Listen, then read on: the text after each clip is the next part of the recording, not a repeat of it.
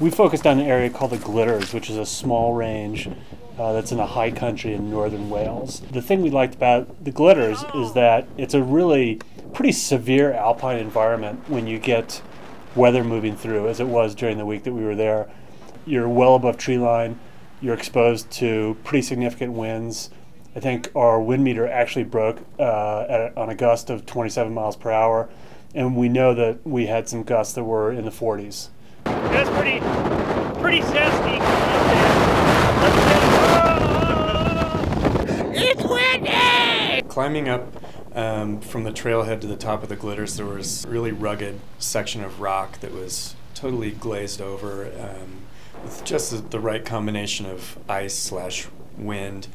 So some of those sections were pretty slippery, which equals great testing grounds to figure out if a jacket is truly waterproof, if a tent is truly waterproof and weatherworthy, and also if boots can handle really dramatic terrain and bad weather.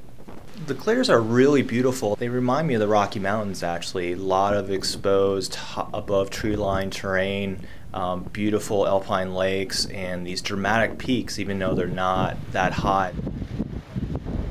We were actually hoping to camp on top of the Glitters, and the weather was just too hard.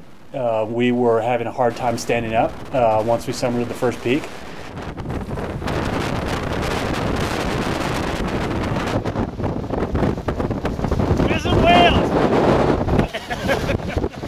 And so we dropped down into a more wind-sheltered valley where, oddly enough, we ran into a couple sheep.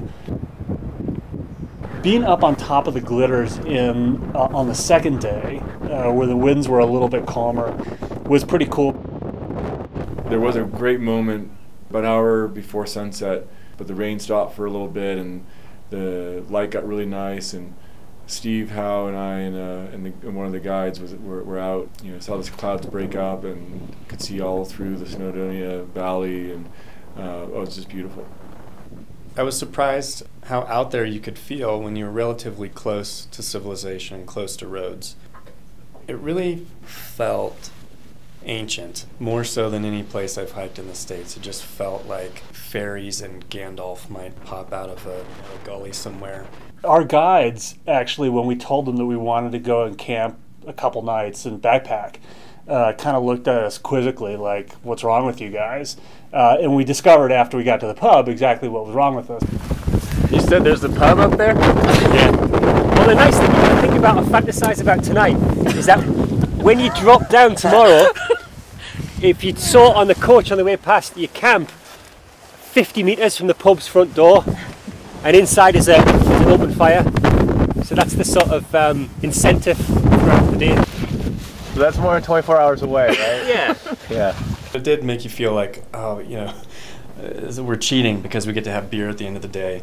But also, on the flip side, it seemed like we packed enough weather and gear testing into that day as we might in 3 days in another location. I like